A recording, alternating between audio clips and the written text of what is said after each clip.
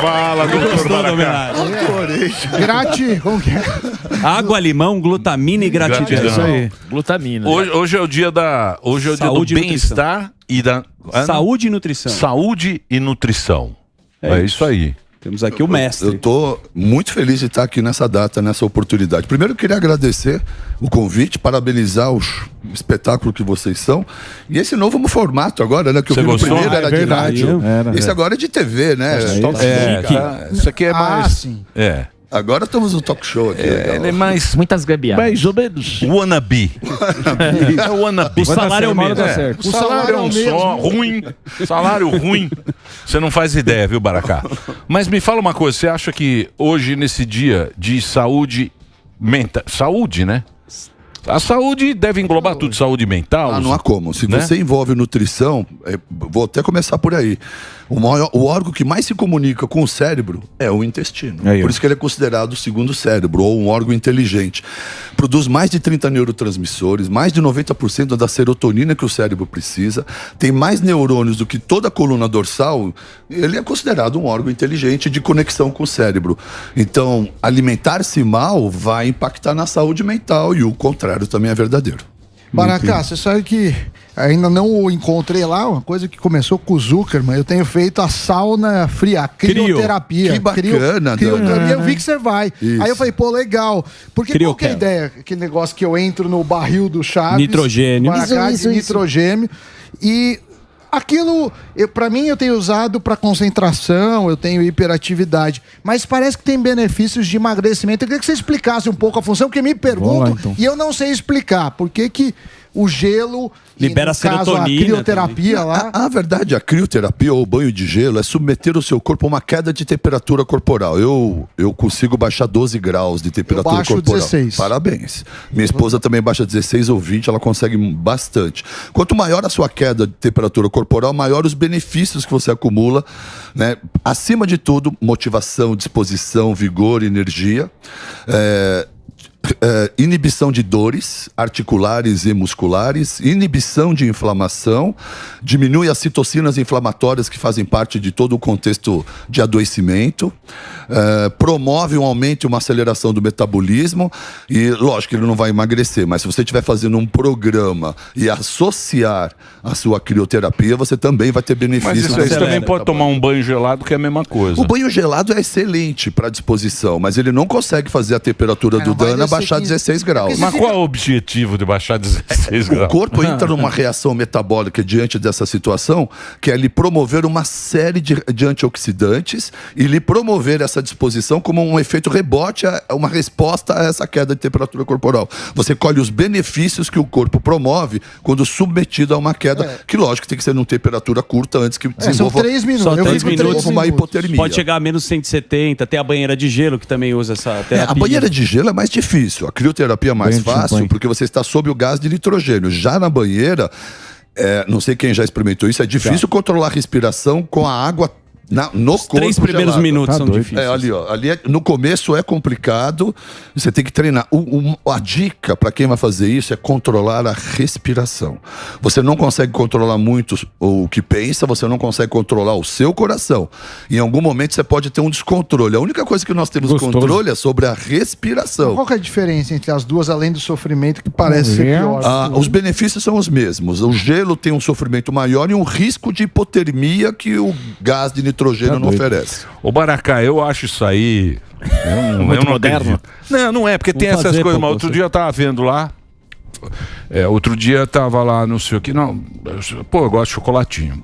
Não, mas você tem que comer um chocolate 80% de cacau. Cara, é melhor você pegar uma aspirina e comer... Pedaço de guardanapo. Você pega uma aspirina e come. Porque o cacau, ele é energético. Que chocolate... O problema é o açúcar, Emílio. Ele que vai falar, o especialista. O gostoso do chocolate é chocolate. O que eu entendo quando o Emílio diz isso? Né? A gente fala, não come o chocolate, come esse. Isso aqui não é o chocolate que eu quero. Né? Então, você está em busca de uma sensação prazerosa, é um direito seu. Se você souber usar com inteligência, um pedaço, uma pequena recompensa e se sentir satisfeito, está sob controle, não tem nenhum problema um pouco de açúcar. O problema é que as pessoas usam o açúcar como uma droga recompensatória. Gostoso, por uma estresse, caixa de bis. Isso. Aí procrastina, aí tá triste, aí tá agitado. O que ele vai fazer? Ou ele fuma, ou ele bebe, ou come açúcar. Yes. Kit Kat. E aí vai. O problema é a forma compulsiva com que muitas vezes eu mesmo já fui da caixinha do bis de 2 seguidas. Olha aí, gostoso, hein, Baracá? É bom, você hein? sente Colocar saudade. 3, 4 na boca pra ficar legal. Lógico, O bis você come mais lógico. porque ele tem açúcar e sal, né? Também falam que te dá mais sede. Porque ele dá mais sede, aí ele não te enjoa do doce e você continua comendo. Tudo tem uma estratégia.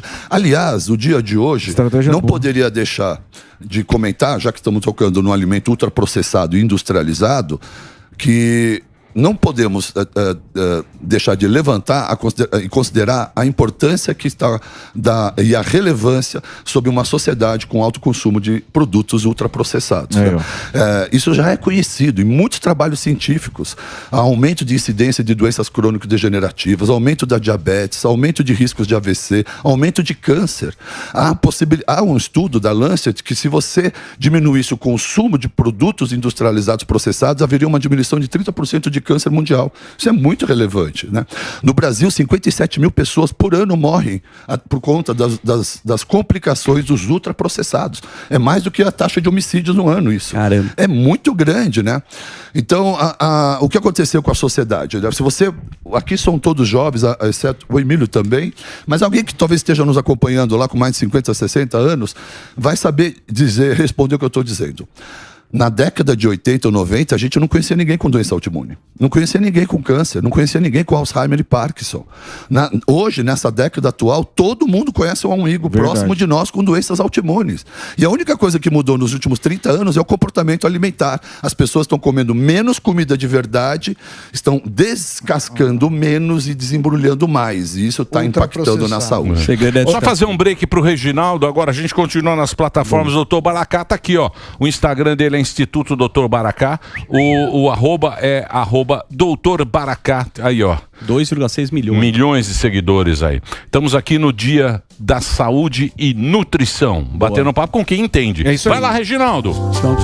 Posso... Continuando. Vai lá, gordão. O Emílio... Você que é um exemplo. Que venceu a bariátrica. Ô, doutor. Venceu a bariátrica. Venci. Herói. Quem você conhece que venceu a bariátrica? Não é fácil. Não fala assim. Porra, Não fala venceu assim. a O doutor bariátrica. sabe que a gente perde, depois tem um reganho, Oh, que é isso aí. Eu já 190, agora eu tenho 140. Eu tô bem. Doutor, o negócio é o seguinte, o Emílio ele é muito cético quanto a essas questões de alimentação e eu ando fazendo acompanhamento do doutor Henrique Lora, um abraço pra ele aí. Já fez merchan? E o Emílio não acredita que o glúten é horroroso. Glúteo. O glúten é horroroso pra inflamação da gente aqui. Ele fala, que glúten? Desde a época de Jesus tinha glúten. Eu concordo com ele. Mas o senhor não concorda então que o glúten... Não, Jesus comia glúten. Mas Jesus daí? no céu tem pão, irmão. geneticamente Olha, a porcaria O cara do fazia trigo, tem pão dó. lá. O incrível é que os dois têm razão. Tá vendo? Os dois têm razão e eu vou explicar melhor para vocês. O glúten inflama ou não nós? Então, vamos lá. De hoje. Primeiro, o Não de glúten, Jesus, o né? glúten nos inflama. Tem mais, né? Quem inflama nos alimentos? Sempre é a proteína do alimento. Certo. Então as pessoas falam, eu tenho inflama por causa da lactose. A lactose é o açúcar do leite, não inflama nada. Quem inflama no leite é a caseína. Caseína. Quem inflama no trigo é a proteína dele, é o glúten. Se você tem um problema com ovos, quem inflama no ovo é a clara do ovo, que é a carga alta de proteína. Então quem nos gera algum processo inflamatório por sensibilidade é a proteína do alimento. Certo. O problema do trigo, do glúten, é que a proteína do trigo, que é o glúten, tem um tamanho molecular muito grande, incompatível com o nosso intestino. Então, a questão é, como é que eu posso dizer que o Emílio tem razão e você também? É que lá atrás, especialmente lá desde a Santa Ceia, ou antes dela, até poucas décadas atrás, o pão era feito através de fermentação natural prolongada, né? Então, você tinha que preparar um pão, você tinha que fazer a massa, descansar a massa por 2, 3 dias. Esse processo natural de fermentação fazia com que as bactérias dela destruíssem o tamanho molecular do glúten. Portanto, todo mundo, inclusive todos aqueles presentes na Santa Ceia, nunca comeram o glúten que você come hoje. Eles comeram glúten pré-digerido, degradado. E outro ponto importante, além do fato de comer um glúten diferenciado por conta de uma degradação das bactérias no processo de fermentação, O fato é que hoje a oferta do trigo é quase leviana. Você acorda de manhã, tem pães e torradas. Você vai num posto, num laboratório para colher um exame, já te enfiam mais umas muito torradas. pão, né? É pão o dia inteiro. Pão o dia inteiro. Aí você almoça macarrão, aí o lanchinho é Mas deixa eu perguntar uma coisa. Você abre um pãozinho, coloca mais uma coisa. Então você está obscenamente atropelando uma quantidade de glúten excessiva. Então, mas é isso que eu falo. Por exemplo, dá pra você comer tudo um pouco. Como do chocolate, que eu tava te apoiando. Tudo um pouco. Porque, por exemplo, os americanos. Por que os americanos, olha lá, o gordão vai pra lá. Estados Unidos. O gordão Crispy vai Kreme. O gordão vai pra lá. Injeta cheddar. Gordaça, né, cara? Tá em casa. É a porção dos caras. É Muito assustador. gigante, A porção grande, e você se acostuma. Já não é razoável para uma pessoa você pensar. O tamanho do prato, principalmente o sedentário. Pô, Coca-Cola no Mas, balde. ó, o que acontece nos Estados Unidos é exatamente o tema mais importante sobre hoje. O acúmulo o abuso dos ultraprocessados. Ninguém come mais salgadinhos e refrigerantes e junk food no mundo do que eles. Eu passei 15 dias na Itália no final do ano passado e comi todos os dias pão grande pela manhã e pizza de entrada, que eu sou um apaixonado por pizza. Mas a pizza italiana que não Mas é uma pizza de 70 horas de fermentação. Sim. Né? Eles levam a sério. Massa isso. fina. Você vai comer uma mortadela deles, o processo não tem um conservante. Né? Aliás, a Itália está fazendo uma grande guerra à produção das proteínas industriais, as sintéticas. Sim. Porque eles entendem que isso vai de... não faz sentido, tendo em vista que a cultura do italiano são famílias que preparam os presuntos, as mortadelas. Não tem nada de industrializado, carregado de conservantes como a gente come.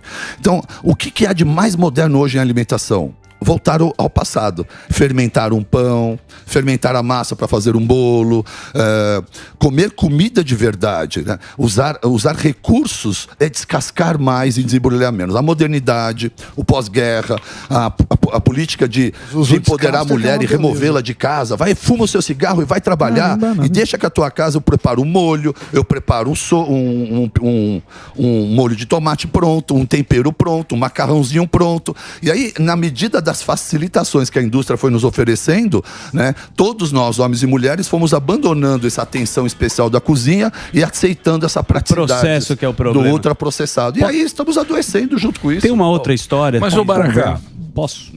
Vai lá. não, só voltando nesse Vamos assunto, lá. porque, por exemplo, ninguém vai fazer massa igual minha avó fazia. Sim. Tinha por aquela falha. tempo. Pô, você vai lá, compra um barila, 10 miojão. minutos você fez. Sim. Né? Perfeito. praticidade. Mas não é aquele instantâneo que eu tô falando, né? Que aquele que ganhou todo mundo na praticidade. Esse é o problema. Miojão. Porque esse macarrão que você tá falando tá tudo bem. Eu tô falando daquele outro danadinho que fica pronto em 30 segundos, aquele copinho que você põe no micro-ondas. sim. Então, essas facilidades Então, pra quem não quer cozinhar nem uma panela d'água. Então, mas como é que o cara que tá ouvindo a gente, que precisa ter essa vida prática, o que ele tem que fazer? Que você pode dar uma dica? Olha, de uma maneira geral, né, no último programa, vocês me fizeram alguma pergunta, então qual é a dieta ideal? Eu brinquei com vocês, bicho e planta, pra Isso, você falou. simplificar. Realizou, hein? Cara, eu preciso dizer pra vocês uma coisa. Eu ando na rua, os caras começam a gritar bicho Ó, e planta. Vocês têm um impacto muito grande. Tá vendo? nisso, né? E hoje a mensagem que eu posso deixar, além dessa deixada no último programa, é descasque mais e desembrulhe menos. Isso, tô descascando todo dia. Quanto mais você tiver produtos que descascam e menos caixas e embrulhos para desembrulhar na tua cozinha, você tá mais próximo da saúde. Mas, Boa, ô Baracá, Ô, Baracá, me fala uma coisa, outra. Pera aí, ô. Mas consulta hoje? Pô, consulta com o Emilhão. Consulta com o Mas Emilhão. não foi ele. Dá licença. Não olha pra mim, não. Foi o Que isso? Zezinho Tá estomacal aqui. Emilhão vai ficar no shape. Cascador. Deixa eu falar, nós estamos trazendo a maior Referência. Autoridade. maior vocês ficam de autoridade piadinha. de Entidade. saúde e Olha o nutrição, bíceps do homem. que é esse cara que está aqui. O Du é mofando. Por exemplo, quanto que a... Nosso Du aqui. Porque hoje em dia, atividade física, as pessoas estão fazendo cada vez mais. Você sai na rua, tem gente correndo, tem gente indo à academia. Por quê? Porque isso é importante. Mas eu acho, e eu sou burro, que a nutrição, eu acho que ela é até mais importante do que a atividade física. Infinitamente mais É, né? Infinitamente mais importante. Em primeiro lugar, o corpo se constrói na cozinha. O que você faz na academia é estourar fibras, né? Machucar fibras para que, se você tiver, para com um sono de qualidade anabólico, reconstruir. Mas você jamais vai conseguir isso se você não tiver aminoácidos, densidade nutricional, alimentos de qualidade dentro do seu trânsito intestinal, para que se possa construir, através da energia do alimento, construir fibras e músculos. Não tem a menor dúvida, porque o que mais tem é um monte de gente comendo muito mal, mas treinando. Ok, tá tudo bem, porque pelo menos não é sedentário. Porque vida, a saúde não é só alimentação, é um conjunto de ações. Entre elas, escolhas e renúncias de uma vida. Você acorda, escolhe comer ou não, comer saudável ou não, se exercitar ou não, né? Vai fumar ou não, vai ficar bravo durante o dia ou vai exercer uma gratidão. São escolhas que fazemos todos os dias e são essas escolhas que vão definir a sua saúde. Não é só uma coisa ou outra. Nós definimos a nossa saúde no decorrer do dia, desde a hora que amanhecemos, né? Eu escolho orar e exercer gratidão por tudo que eu tenho na minha vida. Nesse instante, Emílio, sobe uma energia de bem-estar que tende a reger todo dia.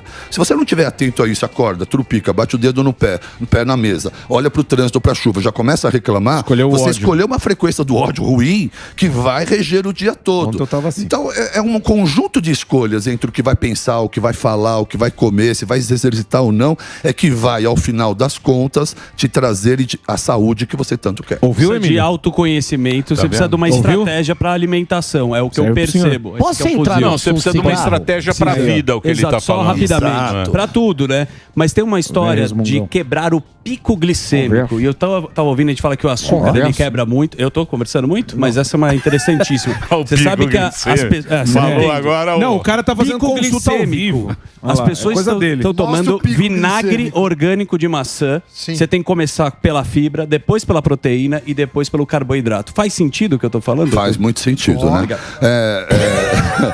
O que as pessoas... qual é o grande mal hoje em saúde? Insulina alta. Né? E aí, à medida que a insulina... O que é a insulina? É um hormônio do pâncreas. Qual é a função dela? Baixar os níveis de açúcar. Então, à medida que você come alimentos ricos em carboidratos ou açúcar, sua glicemia aumenta. O pâncreas acorda, manda uma insulina para baixar a glicose. Dependendo do seu modelo comportamental, comendo açúcar o tempo todo, marinha ou alimentos de alto índice glicêmico, sua glicose está sempre alta, seu pâncreas está sempre trabalhando para manter a insulina alta e em algum momento da sua vida, a insulina vai ficar alta e a glicose não vai baixar. É porque você já desenvolveu uma resistência à insulina. É a partir da resistência insulínica que todas as doenças plurimetabólicas conhecidas, elas começam a despertar. Hipertensão, arritmia, doenças cardíacas, diabetes. Humor, então. Tudo despenca, né? Então, a ideia é, pela manhã, se você escolhe comer, não inicie logo com uma carga de açúcar, um copo de suco de laranja, não faz o menor sentido. Ninguém precisa dessa energia toda açucarada pela manhã com pico de glicose. Por isso que o jejum intermitente tem conquistado tanto e de uma maneira simples. Mas funciona. Não, ele defende isso aqui, é muito difícil, porque você fala que é acima de 12 horas, né? Pra comer... Explica um pouco como fazer. Aliás, eu vou aproveitar aqui, Emílio. Vamos lá. Acabei de lançar um guia do jejum intermitente, é o meu terceiro livro. Tá à venda? E logo, então, estão falando muito disso aqui, né? Na verdade, o jejum é considerado uma moda, apesar dela ser um comportamento milenar, né? Yom Kippur, no Ramadã. Todas as religiões. O Ramadã, nesse momento, está praticando o jejum, exatamente todas as religiões. O Ramadã é só à noite, né? É de dia, todo o período do sol. Isso, você só pode comer depois que o sol se põe, até ele aparecer. Então, o que o jejum trouxe, na verdade? O que emagrece é comer menos. Não tem segredo. Vamos fazer isso que vai emagrecer. Não, é comer menos, é calórico, pô. Você quer emagrecer bastante, você tem que diminuir sua ingesta calórica. O jejum, de uma certa maneira, é uma ferramenta para facilitar isso. Porque à medida que você pula uma refeição ou pula 2 refeições, naturalmente você já diminui sua carga calórica e ingesta diária. Então é uma maneira fácil, porque as pessoas... o que a gente precisa ajudar as pessoas de uma maneira simples a encontrar um caminho de constância. Não adianta eu dar uma dieta de 8 refeições calculadas e pesadas que a pessoa tem dificuldade de fazer e de sustentar na vida. Mas, doutor, na constância de ajudar em dieta, sua bênção, tá, doutor? Assim, ajudando no dia da saúde, as pessoas, o cigarro é um veneno que mata e talvez eu morra até dele. Deus queira que não. Existe alguma dieta ou alguns alimentos que de repente parar de fumar é difícil, mas que vá ajudem. Ele quer comer um frango e parar de fumar um Marlboro, Frango de nicotina. Ele quer uma feijoada e parar de fumar. Porque esse chiclete é caro pra caceta. Ele Então, quer, assim, ele sabe o que ele quer? Ele quer fumar pra caramba e um alimento. Uma recompensa, uma poçãozinha pra poder continuar. Suco de laranja e um cigarro. Assim, te tire um pouco a vontade de fumar. Olha só, Fuzil, o tabaco tá ligado à ansiedade. Tá vendo? Você tá com o pensamento agitado, Então esquece. tá com um montão de ideias, você é um cara agitado e você encontra no cigarro O respiro, né? o respiro que você não faz sozinho. Porque se você estivesse exercitando a respiração, como eu estou falando, e meditação, você estaria com uma ferramenta a mais, além do cigarro, para controlar e baixar a frequência a bola. Porque você vai buscar um cigarro e quando você está agitado, o que você está fazendo de verdade? Ali você faz a pausa mesmo. Você pausa seu ritmo, né? As pessoas que querem parar de fumar, elas conseguem, através de palitinhos de cenoura, de pepino e gelo, beliscando eles para tirar a ansiedade e colocando pedrinhas de gelo na boca, são dicas que esses fumantes costumam compartilhar com a gente. A verdade, Fuzil, precisa querer parar de fumar para poder conseguir. Tem que querer de verdade. Querer muito. Querer muito. Porque é um processo de renúncia. E normalmente o indivíduo, quando para sem entender muito bem, ele escolhe alguma outra coisa para agir de forma compulsiva. A comida, ou o álcool, ou alguma outra coisa. Então a ideia é corrigir na base, no pensamento, na qualidade dele, na respiração. E o exercício vai te ajudar muito a querer parar de fumar, porque em algum tempo você vai querer melhorar sua performance, você vai querer... Porque a melhor coisa do exercício é competir consigo mesmo. Então, daqui um mês você quer estar melhor do que ontem, e você vai começar a olhar pro cigarro e falar... Essa bagaça tá me atrapalhando, cara. Eu queria correr um pouco mais e tô achando... Você começa a ter mais razões para querer abandonar o cigarro, entende? Então é uma ação multidisciplinar, cara. Ô, Baracá, me fala mais desse livro. Tá à venda? Já tá à venda? Não, eu acabei de... É um e-book, acabei de imprimir para trazer para vocês. Ah, é um e-book, só tempo. É um e-book. É um e-book que eu imprimi agora para trazer para vocês. O jejum é um tema que eu falo muito, gosto muito do jejum. Eu encontrei através do jejum uma maneira de ajudar as pessoas, milhares de pessoas que eu não conheço, de uma maneira simples, dentro das casas delas, a encontrar um equilíbrio na sua alimentação, na sua compulsão. Quem faz jejum, começa... No começo pode ser meio aventureiro, mas depois quando você começa a querer desenvolver consciência e fazer um jejum adequado, você está sendo responsável porque fez a escolha de não comer. Na hora de comer, você tem que continuar sendo responsável, escolhendo, como o Zuckerman falou, o melhor alimento para quebrar o jejum. Não faz sentido você fazer 16 horas de jejum e abrir uma lata de refrigerante ou alguma coisa açucarada e colocar na boca. Não, você pegou todo aquele jejum que estava baixando a insulina, que está tratando o mal do século, e imediatamente você dá um pulso nela. Então, à medida que o cara faz jejum, ele começa a desenvolver uma autorresponsabilidade. Pô, eu jejuei até agora, né? Fiz tudo bonitinho. Então, agora eu vou comer um prato com grelhado, com legumes, com vegetais, com azeite, com gorduras boas. Se for o caso, um pouquinho de carboidrato de boa qualidade. O que é carboidrato de qualidade? Raízes. Batata, mandioca, inhames, abóboras, né? Nunca é... Falar que o pão é o melhor carboidrato, não é. Pãozinho no azeite, gostoso. Não é uma delícia. Mas, de novo, à medida que você entende que esse pão não é o ideal, mas se eu comer um pouco não tem problema, é completamente diferente de quem faz 3 lanches logo pela manhã de pão. Completamente diferente. Ô, doutor, a questão do sono, a galera fala assim, né? Bom mesmo é acordar cedão e não tem conversa, quem acorda tarde já perde boa parte do dia aí. Já é vagabundo, Ó, o gordão dormiu. Acorda tarde é vagabundo. Ele acorda 11h30. Que hora que o senhor acorda? Não, acorda tarde é vagabundo. Ele acorda às 5h30 pra correr. Aqui 5h30, ok. Acorda tarde é vagabundo. E aí, como que funciona essa questão do sono? O importante é o tanto de hora dormida ou o horário que se acorda? Ô, Morgado, esse ponto é muito importante, cara. Tudo que a gente faz de dia só faz sentido se você tiver um sono de qualidade. Certo. Um cara vai pra academia, ele não tá ganhando músculo, ele tá estourando fibra. É só na hora que estiver dormindo é que ele vai ter, se for de qualidade, um crescimento muscular. Durante o dia, essas informações que estamos aqui trocando, quem está nos assistindo, dependendo da vigília, de como acordou descansado, vai ter uma atenção e uma vigília que pode captar mais essas informações. Mas ela ainda precisa de um sono de qualidade para fixar e memorizar. Então, o sono sem qualidade tem feito as pessoas perderem o controle alimentar, mais compulsivas, perdendo memória, Quem das pessoas que está nos ouvindo não está sentindo isso que eu vou descrever? Acorda cansado, com uma sensação de apertar um soneca. Depois do almoço e final de tarde vem uma queda da disposição. Memória e concentração prejudicada, irritado, impaciente, intolerante. Às vezes 6, 7 da noite vem outra queda. E muitas vezes 10, 11 da noite está mais disposto. Isso é uma inversão do ciclo circadiano, é uma inversão de saúde, né? Eu gosto de trazer o roceiro como uma referência de saúde. Aquele homem de 70, 80, 90 anos acorda 5, 6 horas, trabalha o dia todo e dorme 3 horas após o sol se pôr. Ele está conectado com a natureza. Os hormônios, os neurotransmissores estão sendo produzidos de acordo com a regência do sol e da noite. Está conectado com a saúde. O velhinho urbano está de ponta cabeça, né? Ele está cansado o dia inteiro, estou se enchendo de café e à noite está aceso procurando alguma droga para desligar o som, para poder dormir. Então ele já está vivendo a insalubridade do estresse. Puta, Baracá, você falou é todo mundo, né? 99. Exatamente. Merda, mas é isso. Fazer o break rápido. Só o break pro Reginaldo agora. Puta, o Reginaldo vai dormir 2 horas da manhã. Quase das 3. Esse é o nosso ritmo urbano, cara. Só um breakzinho. Doutor Baracá tá aqui com a gente. Hoje é dia da saúde e nutrição. Fique ligado. Vai lá, Reginaldo. Olha o break aí. Então quer dizer, tem que acordar cedo e dormir 3 horas depois que o sol se... 9 da noite e acordar 5, 6. Aí não faz show. Mas isso também, essa vida também. Veja só, eu dei um exemplo, não é essa a referência. Agora, respondendo melhor ao Morgado, é lógico que o paulistano, o cara metropolitano urbano vai dormir mais tarde. O que é importante? É ter um sono profundo de qualidade. Num adulto, são 6, 8 horas. 6 a 8 horas. 6, 8 horas. Se o cara não acordou descansado entre 6 e 8 horas, não é mais o tempo que vai melhorar. Ele perdeu qualidade. Tem que entender o que está acontecendo.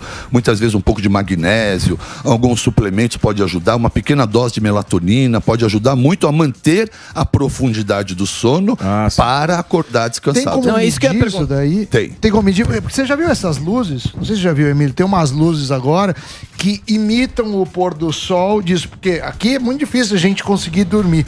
Você já usou? Tem algum efeito disso? O que eu tenho orientado as pessoas é que que as pessoas que estão nos ouvindo, ou muitos de vocês, podem estar passando por isso.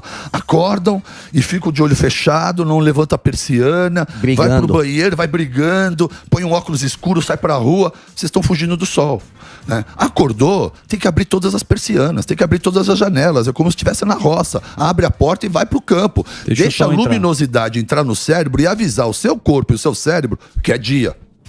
A mesma coisa, perceber escurecer. E quantos de nós não entramos no escritório e só vamos sair dele à noite? Então a minha esposa aí, ela gosta de dar um exemplo, a gente vive em caixinha, né? Num apartamento, aí sai de um apartamento, entra no elevador, outra caixinha, entra num carro, sobe para outro prédio, entra na outra caixinha, e a gente, diferente do homem do campo, está completamente desconexo da natureza. Isso também nos faz mal. Mas, doutor, você tem uma vida regrada, né? Disciplina. Você tem uma vida disciplinada. Por isso que você tá... No shape. Por isso que você tá inteiraço, assim, né? Ele toma sol, joga tênis, malha, se alimenta bem. Ele tem disciplina na vida. Eu tenho uma vida de escolhas e renúncias. Ter saúde envolve mais renúncia do que inclusão. Né? Não é o que eu vou comer que vai melhorar. Me dá alguma coisa para melhorar. Talvez não é esse o caminho. Vamos olhar o teu recordatório alimentar e comportamental e vamos ver o que possivelmente eu tenho que tirar desse seu comportamento para lhe trazer saúde. Na vida urbana, a gente está tão enlouquecido, acumulando um montão de tarefas e atividades, que muitas vezes são elas que estão nos tirando a saúde. É só identificar isso e tirar. Renunciar. Isso é mais difícil que inclusão. Mas mesmo assim, doutor, tem assim, suplementação, vitamina, isso ajuda de alguma forma essas pessoas que, como por exemplo, citamos a gente aqui, que vai dormir mais tarde, vai fazer show, tem uma vida mais desregrada. Exato. Suplementação que bebe, substitui, fuma. Suplementação que substitui uma refeição.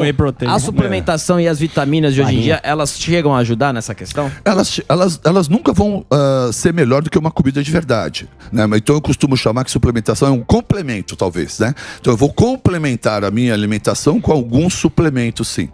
Mas uma noite de sono perdida não há suplementação nenhuma que possa corrigir isso, a não ser a cafeína para poder mascarar essa noite noite, mas ela não está tratando nada. Ela só está te dando a energia que você precisa para encarar um dia que você não teve uma noite reparadora para isso, né?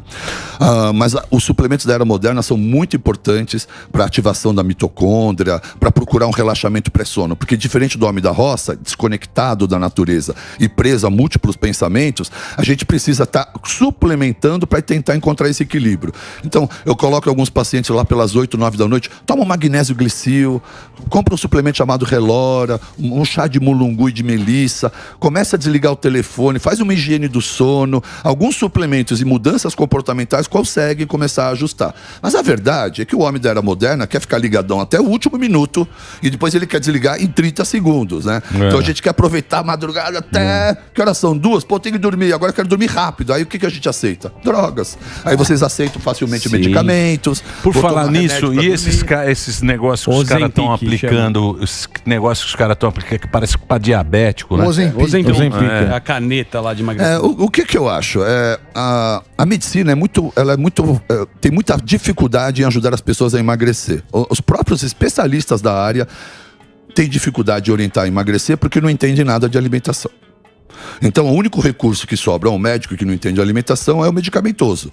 E como a grande maioria não entende de alimentação, recorre ao medicamento, quando lança uma droga que a própria indústria farmacêutica faz um artigo e diz que ela é boa, os médicos ficam extasiados. Agora tem a solução. Não é uma solução, está longe de ser solução. Isso é um tapa-buraco. A solução é uma mudança comportamental. Então, mas esse aqui é o problema. Porque esse negócio, cara... Cuidar do corpo e cuidar da saúde, atividade física, não dá pra terceirizar.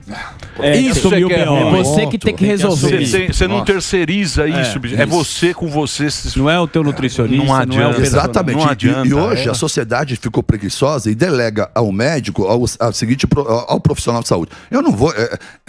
o povo não quer emagrecer, quer ser emagrecido. Não quer se tratar, quer ser tratado. Não quer se curar, quer ser curado. Lá no Instituto é diferente, não tem nada disso. Eu vou ser um GPS da sua saúde, eu vou te dar o caminho. É você que vai ter que percorrer, fazendo escolhas e renúncias. É isso aí.